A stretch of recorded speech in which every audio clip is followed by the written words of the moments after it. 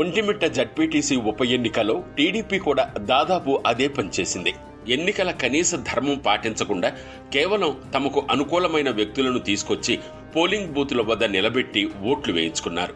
వెలువడిన ఫలితాల్లో అధికార టీడీపీకి 2 జడ్పీటీసీలు దక్కాయి. మరి 2029 ఎన్నికల్లో రాష్ట్రంలో అధికార మార్పిడి జరిగితే ఎన్నికల్లో వైసీపీ చేసే అకృత్యాలను మనం ఊహించుకోలేం.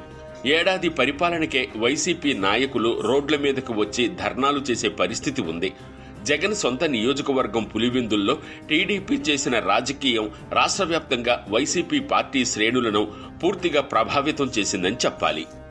వైఎస్ కుటుంబ పాలనలో ఉన్న పులివెందుల్లో టీడీపీ కావాలనే రచ్చ చేసి మరీ గెలిచిందని సగటు వైసీపీ కార్యకర్తలు రగిలిపోతున్నారు. పోలింగ్ అయిన తర్వాత జగన్ ప్రెస్ మీట్ పెట్టి మరీ టీడీపీ ప్రవర్తించిన తీరు, అలాగే వ్యవస్థలు పనిచేసిన తీరును బహిరంగంగా దుయ్యబట్టారు.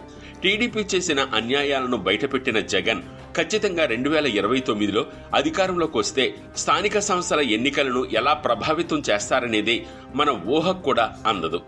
గెలుపు కోసం జగన్ దేనికైనా సిద్ధపడతాడు. ఇప్పుడు టీడీపీ చేసిన విధంగానే జగన్ రెట్టింపు చేసే అవకాశం లేకపోలేదు.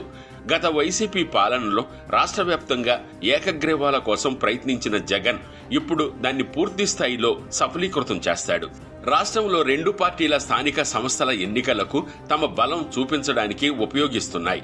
ప్రజాస్వామ్యం పట్ల గౌరవం గాని, ఓటర్ల పట్ల కనీస మర్యాద గాని లేకుండా పూర్తిగా పోలింగ్ బూత్లను క్యాప్చర్ చేస్తున్నాయి. దీంతో సగటు ఓటరు ఓటు వేయడానికి భయపడుతున్నాడు.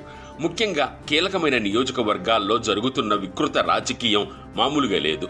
ప్రజాస్వామ్యాన్ని పాతరవేస్తున్న 2 పార్టీలు భవిష్యత్తులో మరింత రౌడీ రాజకీయాన్ని రాష్ట్రంలో చెయ్యనున్నాయి అన్నది మాత్రం సత్యం.